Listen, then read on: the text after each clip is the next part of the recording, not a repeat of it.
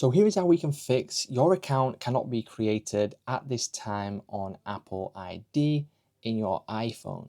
So step number one, what we need to do is head over to our settings. And then from here, if we then scroll down, click on the general option. And from here, you want to scroll down until you see the option for date and time. Click on the date and time option.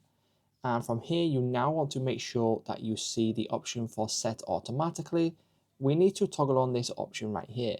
Now, if it's not set as automatically, what will happen is that it will then go ahead and bug out your iPhone and it will think that you are in a totally different time zone and trying to create an account from a different country.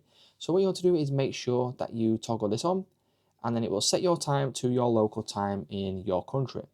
Now, once we do this, you'll then be able to go over to your settings, and then you can go over to the Apple ID creation process, and then you will then be able to create an Apple ID just as I have right here.